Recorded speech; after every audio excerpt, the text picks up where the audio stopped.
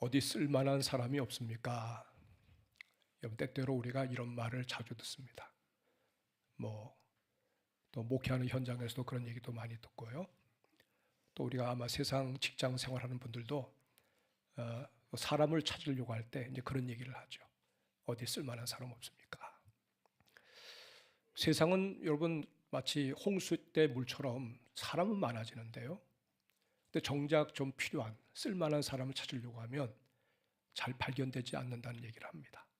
그래서 사실 홍수 때에 식수 얻기가 더 어렵다고 그러죠. 갈수기 때는 물론 얻기도 어렵지만 홍수 때는 사실 더 얻기가 어렵다는 거죠.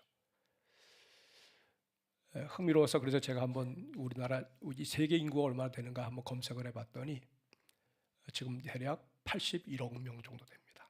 지구 인구가 2022년도에 80억이었는데 대략 한 1억 정도가 늘었다고 보고요. 그 다음에 1960년도쯤 됐을 때는 60억이었습니다. 그리고 1920년 때는 그때는 16억이었습니다. 1880년 때는 10억이었습니다. 1500년대에는 5억이었습니다. 예수님 당시 1세기 때 인구는 대략 2억에서 2억 5천만 명이었습니다. 그러니까 완만하게 올라가다가 급격하게 지금 이제 치솟고 있죠. 자, 여러분, 정말 사람이 귀합니다. 물론 모든 사람이 힘이 있든 없든 다 귀하지만 특별히 정말 꼭 필요한 사람이 되는 것이 중요한데 필요한 사람을 얻으려면 사람이 참 희소합니다. 회사도 사람으로 인해서 흥하기도 하고 사람 때문에 망하기도 하잖아요. 나라도 그렇습니다. 나라도 사람 때문에 흥하기도 하고 망하기도 합니다.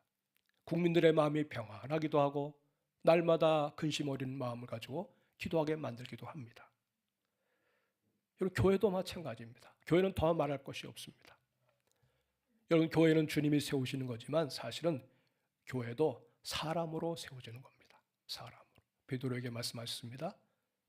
내가 내 위에 내 교회를 세우리라. 그렇게 주님께서 말씀을 하셨어요. 그래서 하나님은 지금도 찾고 계시는 거죠. 시대마다 하나님은 찾고 계십니다. 내가 쓸 사람이 어디 있나? 내가 쓸 사람이 어디 있나?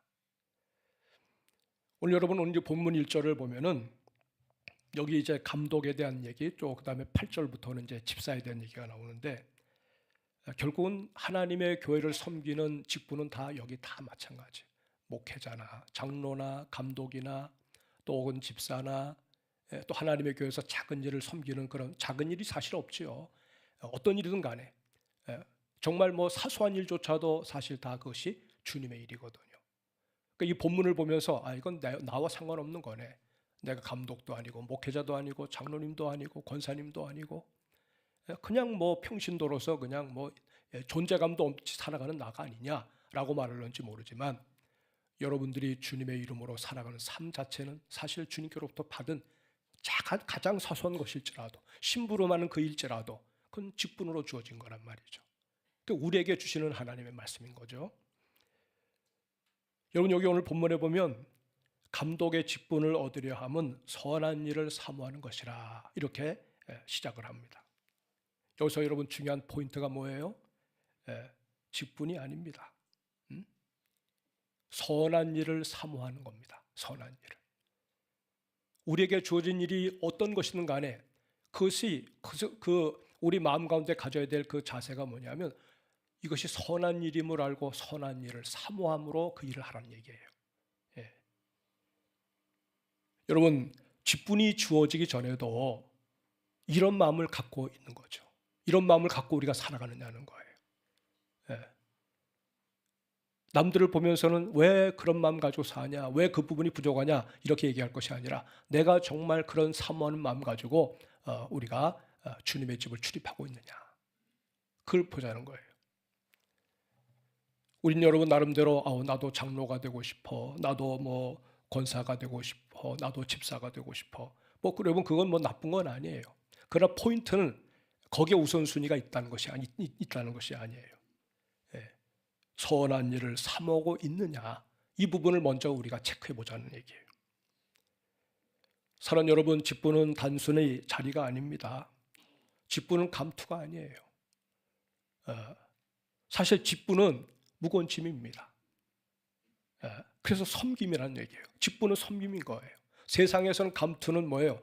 그렇게 골치 아프고 그렇게 힘든 일을 왜 사람들이 하려고 그럽니까? 나는 그냥 나라를 위해서, 나는 정말 내 몸을 불사르고 싶어요. 정말 나라가 잘 되기를 위해서 내가 여기 헌신하고 있어요. 물론 그런 마음 가지고 일하는 사람도 혹 있겠지만 그런 소명 없이, 그런 사명감 없이, 그런 마음가짐이 없이 그냥 직분, 그 자리를 탐내는 사람들이 얼마나 많은지 몰라요.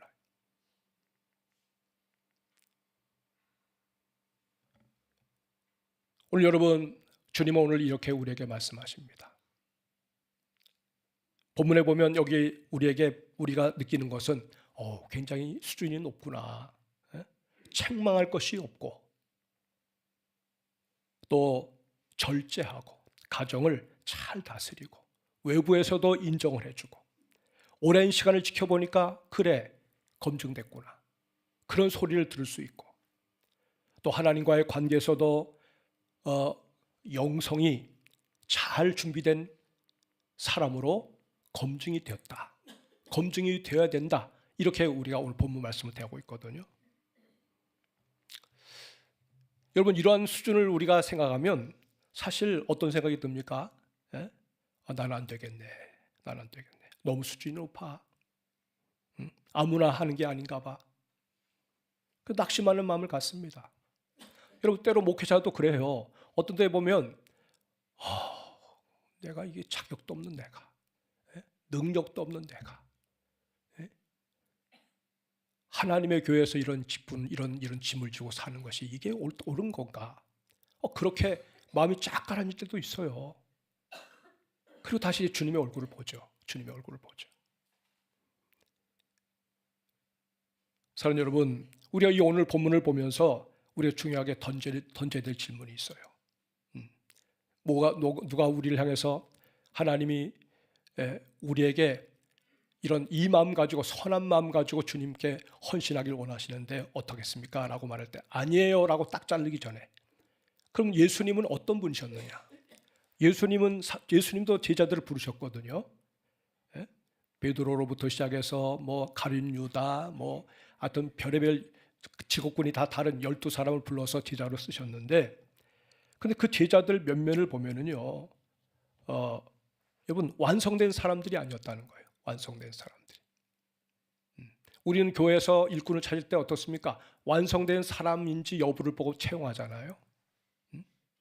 그 부분이 안 되면 어림도 없어요. 근데 제자들을 보면 저들은 다 갈릴리에서 배운 것 없이 살던 어부들이었습니다. 또 세리 공무원이었습니다. 또 열심당원도 있었어요. 그리고 또 거기는 대부분 다 평범한 사람들이었습니다. 대부분이 유다 지방에서 뽑힌 제자는 가룟 유다밖에 없어요. 가룟 지방의 유다만 유대인에서 유대 지역에서 뽑힌 사람이고, 나머지는 전부 다 저 갈릴리 지역에서 선발된 사람들이었어요. 당시 기준으로 본다면은 당시 랍비들, 다른 랍비들이 볼 때는 저 예수 랍비라는 사람은 정말 그 소문답게 별로 참 우스운 사람이구나. 아니, 제대로 된 제자를 뽑아야지. 적어도 랍비 학교를 졸업을 했다든지, 아니 명문 어떤 학문을 공부했다든지 이런 사람을 뽑아야지. 어떻게 저렇게 참 우리가 봐도 우스운 사람들을 뽑아서 뭘 하려고 그러나. 하나같이 예수님이 그렇게 평가를 받으셨어요. 베드로는 굉장히 충동적인 사람이었잖아요. 말이 없어. 요한과 야고보는 어떻습니까? 성격이 불같았어요. 막 거절당하면 못 참았어요. 하늘에서 불이 내려가지고 우리를 가로막는 이 사마리아 마을을 불로 태웠으면 좋겠다. 이런 사람이었어요. 제대로 배운 사람은 어쩌면 가룟 유다밖에 없어요. 굉장히 지혜롭고. 대부분 여러분 마태는 뭐예요? 마태는 당시 사람들에게 미움을 받는 공무원, 세리 공무원이었어요. 세리 공무원. 근데 예수님은 그들을 보시고 나를 따르라. 내 제자가 되라. 말씀하셨거든요. 왜 그렇습니까? 완성되었기 때문에 그렇습니까? 아닙니다. 장차 주님은 저들의 장래를 보신 거예요. 장래 빚어져서 변화될 그런 제자로 설 사람들로 봤어요. 미래를 보고 주님은 그들을 세운 것입니다. 우린 과거를 보고 사람을 세우잖아요. 근데 그가 장차 어떤 사람이 되는지 몰라요. 예수님은 우리의 과거를 문제 삼지 않습니다. 근데 우리가 사람들의 과거를 문제 삼습니까? 네? 과거 당신 이런 사람이었잖아. 그러니까 지금도 그럴 거야. 아마 앞으로도 그럴 거야. 그냥 딱 잘라버려요. 이게 교회입니까? 여러분, 미래 주님이 그들을 다듬으실 때 그들이 어떻게 달라질 것을 바라보고 그 변변치 않다고 소문나 있는 사람들을 뽑아서 주님은 나를 따르라고 말씀하신 거예요. 얼마나 멋있는 주님의 모습입니까? 한마디로 예수님의 기준은 가능성이었습니다. 그분은 세상의 능력을 본 것이 아닙니다. 우린 교회도 자꾸 능력을 보려고 그러잖아요. 물론 필요하지요. 그러나 그것이 먼저 우선순위의 기준은 아니다, 그거예요.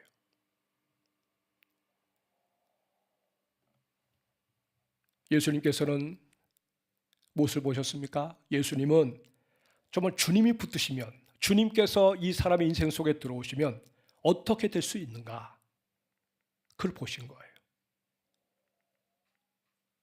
다윗이 이스라엘의 왕으로 선택될 때 하나님이 선지자 사무엘을 보냈습니다.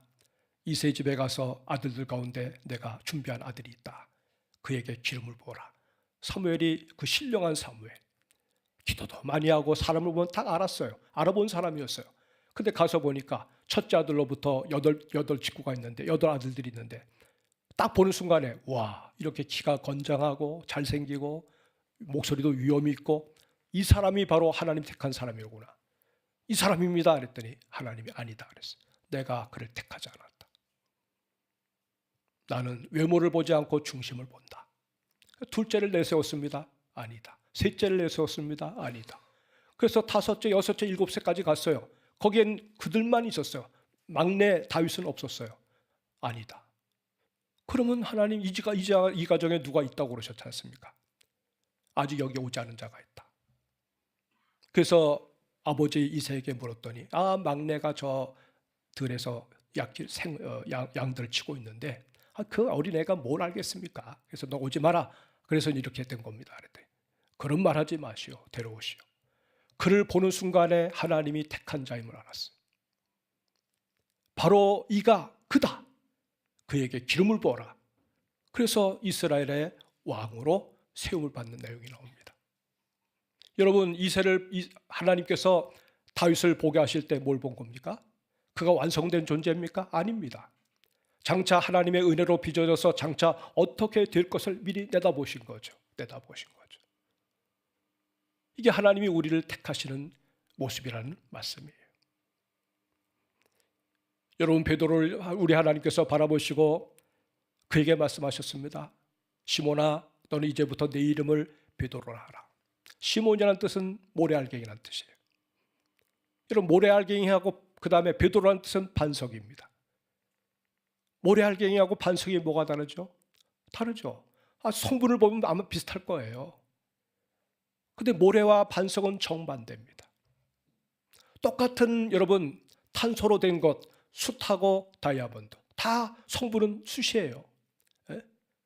근데 하나는 땔감으로 쓰여지고 하나는 보석으로 쓰여지거든요. 모래는 거기에 집을 지면 다 무너집니다. 조금만 바람이 불어도 기웃당하고 넘어집니다. 반석에 세우면 끄덕도 없습니다. 전혀 다릅니다. 하나님께서 우리 인생 속에 들어오셔서 하나님의 영으로 우리의 삶을 부르실 때, 영적인 화학작용이 우리 속에서 일어나게 될 때 모래와 같은 인생이 반석 같은 존재가 되고 숲같이 검게 그냥 태워지는 그런 존재가 하나님의 영광의 보좌를 반짝이게 만들어주는 보석이 될 수가 있다는 얘기죠. 그러니까 우리가 스스로 보면서 난 아닙니다. 나는 보잘것 없습니다. 세상의 기준을 가지고 여러분 스스로 다운되고 스스로 나는 별것 아니라고 자학하지 마세요. 그건 겸손이 아닙니다. 하나님의 손이 우리 속에 임재하시면, 하나님이 우리의 삶을 붙드시면 하나님 앞에 존귀한 자로 쓰임받게 될 줄로 믿습니다. 우리가 그래서 서로를 바라볼 때마다 그런 마음 가지고 존귀히 여겨주세요. 낙심할 때 그분들을 격려해 주시고, 또 힘이 빠질 때 곁에서 막 독려해 주시면, 그럼 성도들이, 같은 목장 안에 있는 성도들이 쭝쭝쭝하면서 이렇게 뭔가 자꾸 변두리로 밀려나가려고 하는 사람들을 우리가 그 말 한마디로 주님께서 주시는 관점을 가지고 격려해 준다면 그 한 사람의 생명을 살리는 거거든요. 여러분, 그러한 영성을 가지고 살아가는 분들이 되시기를 주의 이름으로 축복합니다. 지금은 부족한 것 같지만 맞아요. 그러나 장차는 그렇게 될 거다. 그래서 주님이 오늘도 우리의 삶을 이렇게 지금 빚어가고 계시잖아요. 구원은 당장에 받지만 우리 인생을 빚어가는 과정은 전 인생을 통해서 계속 그 과정이 지금 진행되고 있는 거란 말입니다. 사랑하는 여러분,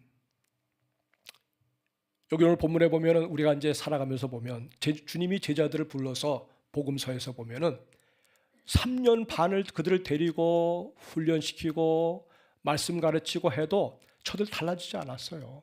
예수님 십자가 앞에 그냥 거의 다 가까이 온 가운데도 서로 누가 크냐 하고 서로 다퉜어요.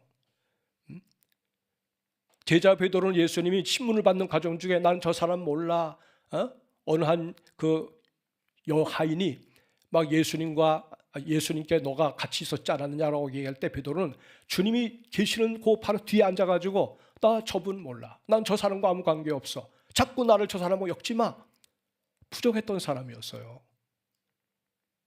3년 반의 주님의 수고가 헛된 겁니까? 그렇지 않았어요. 그 모든 것이 다 주님의 계획 가운데서 다듬는 과정 속에 주님은 충실하게 그 일을 감당했고, 오순절날 주께서 십자가에 달려 돌아가시고 부활하시고 그 다음에 승천하시고 난 다음에 승천할 때 주님께서 말씀했어요. 성령이 너에게 임하시면 너희가 권능을 받아 내 증인이 된다. 사도행전 1장 8절의 말씀 아닙니까? 성령이 임하니까 사람이 되는 거예요. 성령이 임하니까 그렇게 두려움에 사로잡혔던 사람이 담대한 사람으로 바뀝니다. 여자아이 앞에서, 자그마한 여종 앞에서 덜덜덜 떨면서 예수님과 관계를 부정했던 이 베드로가 대제사장 앞에서 또 여러 그 권력을 가진 사람들 앞에서, 총칼 앞에서 당당하게 예수가 그리스도라는 것을 증명하면서 멋지게 주님을 위해서 증언하는 사람으로 살았어요. 두려워서 숨었던 사람들이 다 커밍아웃 했어요. 다 자기를 드러냈어요. 우리가 그리스도의 증인이다. 예수님이 우리를 위해서 죽으셨고 그분이 우리를 위해서 다시 살아나셨다. 나는 이 주님의 증인이다. 내가 보았다. 그 용기와 그 담대함이 어디서 옵니까? 성령 받으니까 오는 거예요. 성령 받으니까.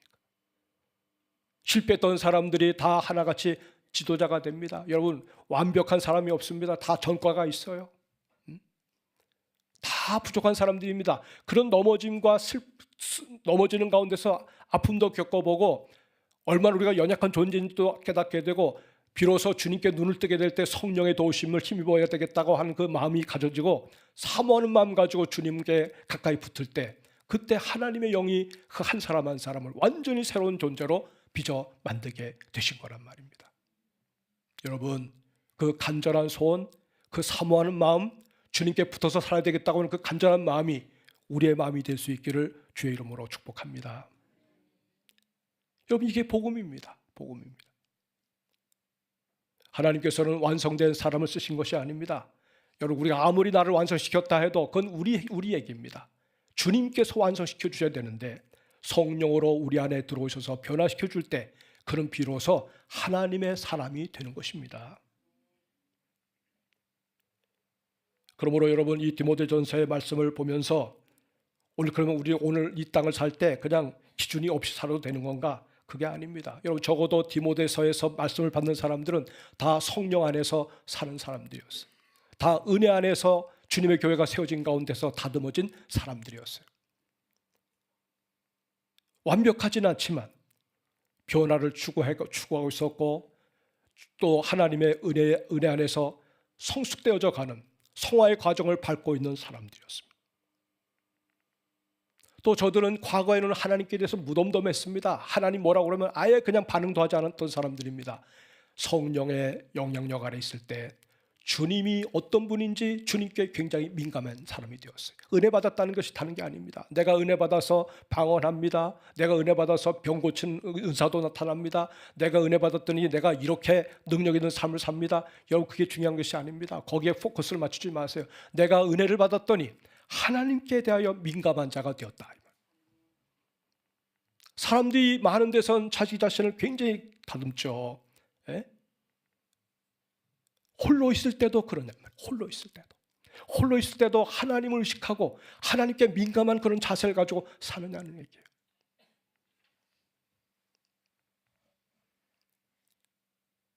여러분, 하나님의 은혜가 우리의 삶 가운데 들어올 때 완벽함이 아니라 인성도 다듬어집니다. 삶의 변화가 확인될 수가 있습니다.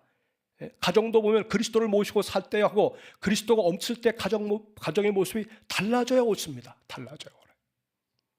예수가 우리 가정의 호주가 되셨는데, 예수님 우리 인생의 주님이 되셨는데, 주님 모시고 살아가는 가정이 주님 없이 사는 가정처럼 살 수가 없는 것이죠.